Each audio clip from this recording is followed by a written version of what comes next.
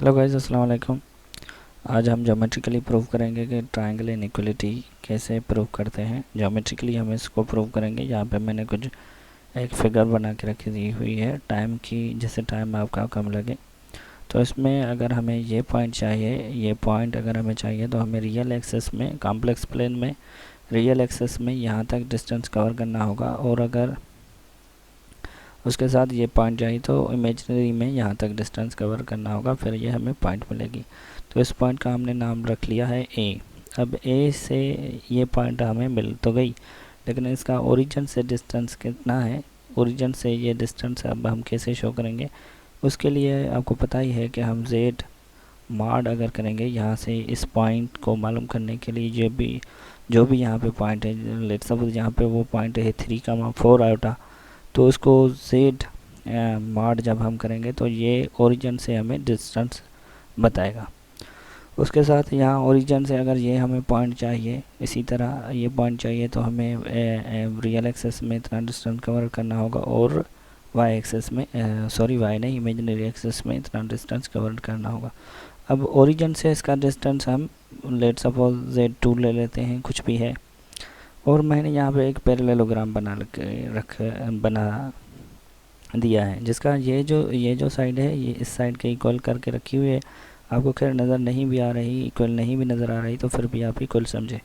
तो इस साइड की साइड इससे इक्वल है, और ये साइड इस साइड से इक्वल है। अगर ये इक्वल है तो ये Z2 हो जाएगा, क्योंकि ये Z2 है। अगर ये इक्वल हैं दोनों, तो Z1 और Z2 इक्वल हो जाएंगे। अब यहाँ से लेट सपोज ये साइड, इस साइड जो इसकी डायगोनल है, इसकी लेंथ अब हो जाती है, क्योंकि ये पॉइंट अगर हम Z1 और Z2 को आगे बढ़ाएंगे तो ये पॉइंट हमें Z1 कामा Z2 पॉइंट मिलेगी। अब इसका जो ये डिस्टेंस है हमारा, ये Z1 प्लस में Z2, ये दोनों एब्सोल्यूट में बंद है, तो ये हमें डिस्टेंस इस डायगोनल का मिल चुका है। और इसी में से मैंने यहाँ पे नीचे एक ट्रायंगल निकाल के रखा हुआ है। अब हम इसको समझेंगे। तो यहाँ पे ये पूरा का पूरा जो नीचे वाला ट्रायंगल था हमने निकाल के रखा हुआ है, वो ट्रायंगल इसको समझेंगे कि ये डिस्टेंस और ये डिस्टेंस, और ट्रायंगल की ये प्रॉपर्टी है कि अगर दो साइड, इस साइड और इस साइड, या फिर इस साइड और इस साइड, या इनमें से ट्रायंगल के दो साइड्स को अगर हम सम करेंगे तो वो कभी भी दूसरी साइड के ट्रायंगल से ज़्यादा, मतलब ज़्यादा नहीं हो सकते, सॉरी ज़्यादा हो सकते हैं, कम नहीं हो सकते, सॉरी फॉर मिस्टेक। मतलब कि अगर हम इस साइड और इस साइड का सम करेंगे तो ये इस साइड से इन दोनों का सम ज़्यादा हो जाएगा। मतलब ये साइड, इन दोनों साइड्स का सम कभी भी इस साइड से कम नहीं हो सकता, या तो इक्वल हो सकता है। कैसे इक्वल होगा तो हम अब समझ लेते हैं। अगर मैं कहूँ कि Z1 मॉड प्लस में Z2 मॉड, ये साइड और ये साइड, इनका हमने सम कर लिया, ये ग्रेटर हैं Z1 प्लस में Z2 मॉड में, एब्सोल्यूट में। ये आपको नज़र भी आ रहा होगा कि ये इसके मतलब इससे ग्रेटर हो सकते हैं।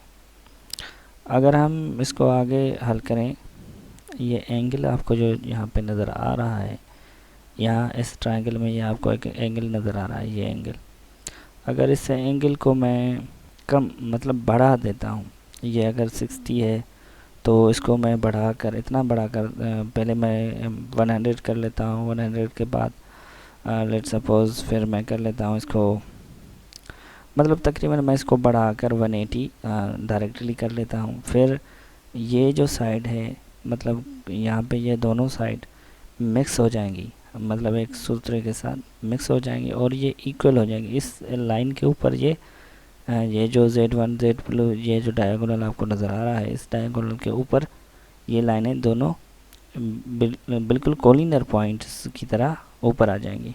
तो ये हमारी लाइन कुछ इस तरह से बन जाएगी। ये हमारी Z1 और Z2। अब ये हमारी जो लाइन है यहाँ पे, ये Z1 है, तो यहाँ से अगर मैं इसके ऊपर ही इसको लिख लूँ तो ये यहाँ तक जो हमारी है लाइन, ये Z2 है, और ये इससे आगे जो हमारी लाइन है ये हमारी Z1 है। अब ये पूरी की पूरी लाइन इक्वल बन गई है किस लाइन के, Z1। अब मैं इस ट्रायंगल इनइक्वलिटी को ऐसे लिख सकता हूँ कि Z1 प्लस में Z2 यहाँ तो इक्वल, यहाँ देखो इक्वल बन चुके हैं, लेकिन ये कभी भी ज़्यादा नहीं हो सकते। Z1 प्लस में Z, ये इसको मॉड में बंद करेंगे और इसको मॉड में Z। तो ये हमारी एक साइड इस ट्रायंगल इनइक्वलिटी की हमने ये साइड जो है तकरीबन ये साइड इससे आगे वाली साइड जो है ये हमने प्रूव कर ली है। अब हम आ जाते हैं इस साइड पे। इसी ट्रायंगल में अगर मैं कहूँ, ये जो आपको ट्रायंगल नज़र आ रहा है, ये एंगल जो आपको नज़र आ रही है, अब मैंने क्या किया था, यहाँ पे इस एंगल को बढ़ा के 180 कर लिया था। अब इस एंगल को मैं कम करता जाऊँगा, इतना कम कर दूँगा कि ये ज़ीरो हो जाएगी। ये लाइन यहाँ से हटती आएगी, कम होती आएगी और ये एंगल हमारी यहाँ पे जो बन जाएगी वो ज़ीरो बन जाएगी। मतलब कि ये Z1 जो है या फिर Z2 जो है बिल्कुल ही ख़त्म होता जाएगा। अगर मैं इस लाइन को ऐसे देखो, अगर इस साइड में कम करता जाऊँ, पहले मैं इस लाइन को यहाँ तक कम करूँ, फिर यहाँ तक कम करूँ, फिर यहाँ तक कम करूँ और कम करता जाऊँ तो ये लाइन भी क्या होती जाएगी कि आगे बढ़ती जाएगी। ये लाइन भी आगे चलती आएगी और ये लाइन भी आगे चलती आएगी। इतना कम हो जाएगी जब ये एंगल ज़ीरो तक पहुँच जाएगी तो ये दोनों लाइनें, ये लाइनें कम होकर इस लाइन के ऊपर चढ़ जाएंगी और मतलब कोलिनर बन जाएंगी। इनकी पॉइंट और इनकी पॉइंट आपस में मिक्स हो जाएंगी और ये लाइनें दो कोलिनर लाइन बन जाएंगी।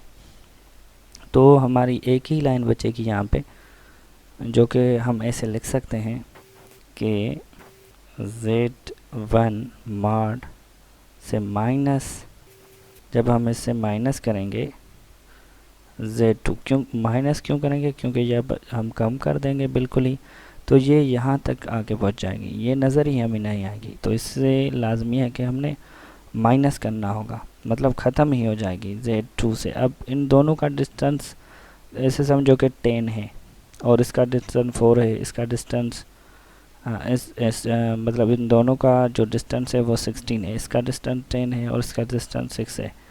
अगर 6 और 10 हम ऐड करेंगे, यहाँ पे जैसे यहाँ पे ऐड करके रखा हुआ है या फिर यहाँ पे ऐड करके रखा हुआ है, अगर 6 और 10 हम आपस में ऐड करेंगे तो ये 16 बन जाएंगे।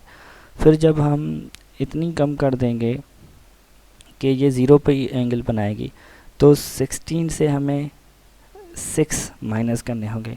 तो क्योंकि ये 6 तो होंगे ही नहीं, अब 16 से 6 जब माइनस करेंगे तो हमारे पास 10 ही बाकी रहेंगे और 10 ये हमारा होगा, इसलिए हमें 10 चाहिए। तो 16, ये दोनों का डिस्टेंस है 16 में से अगर ये लाइन ख़त्म हो जाएगी तो हमारे पास 10, मतलब 16 में से ये लाइन हमें माइनस करनी होगी और बाकी हमें 10 बाकी लिखना होगा। हम डायरेक्टली Z1 नहीं लिख सकते क्योंकि ये दोनों हमें यहाँ पे लिखनी है। तो हम ऐसे लिख सकते हैं कि ये लेस और इक्वल हो सकते हैं, क्योंकि फिर ये डिस्टेंस भी हमारा, इस पूरे डिस्टेंस को हम क्या कहते हैं कि Z1 प्लस में Z2 है। इसको हम ऐसे नहीं लिख सकते, क्यों, इसलिए हमने यहाँ पे एब्सोल्यूट में दोनों वैल्यूज़ बंद करके रखे हुए हैं। तो ये कम होते जाएंगे, मतलब इमेजिनरी कोई भी नंबर है, रियल कोई भी नंबर है, इमेजिनरी कोई भी नंबर है, तो वो दोनों ही कम होते आएंगे और इतना कम हो जाएंगे कि ये यहाँ पर शो तो होंगे लेकिन इनकी वैल्यूज़ चेंज होती रहेंगी। यहाँ पे अगर यहाँ पहुँचे तो इनकी वैल्यू, अब ये ओरिजिन है लेट्स सपोज, अगर यहाँ पे हमें देखना है तो ये डायगोनल कम हो जाएगा और फिर यहाँ पे अगर देखना है तो ये डायगोनल और कम होता जाएगा। इसमें रियल और इमेजिनरी दोनों के वैल्यूज़ कम होते आएंगे। तो ये लिखेंगे हम Z1 प्लस में Z2 क्योंकि इनके वैल्यूज़ हमने जनरल लिए हुए हैं यहाँ पे। अगर कोई वैल्यूज़ हम लेते तो फिर वो आपको कम और ज़्यादा दिखाई भी देते। तो हम इतना कम कर देंगे कि ये इक्वल हो जाएगा Z1 माइनस Z2 के और Z1 प्लस में Z2 के। और इक्वेशन फिर हम यहाँ से ये जो हमें इक्वेशन पहले प्रूफ की थी हमने कंडीशन 1 और कंडीशन 2 को मद्देनज़र रखते हुए हम ये कह सकते हैं कि z माइनस में z2 लेस आर इक्वल बन सकता है z1 प्लस में z2 और ये लेस और इक्वल है z1 प्लस में z2। मेरे ख्याल में आप बोर हो गए होंगे क्योंकि मैंने इतना डीपली समझाया है, क्योंकि कुछ स्टूडेंट ऐसे भी होंगे जो ये डीपली के बगैर समझ नहीं पाते, इसलिए मैंने यहाँ पे डीपली समझाया। खैर कुछ ऐसे होते हैं कि इनको डीपली अच्छी नहीं लगती और उनको डायरेक्टली समझ में अच्छा लगता है, इसलिए दोनों समझ जाएं, इसलिए मैंने यहाँ पे डीपली समझाया हुआ है। Thank you. ये हमारी प्रूफ हो चुकी है ट्रायंगल इनइक्वालिटी।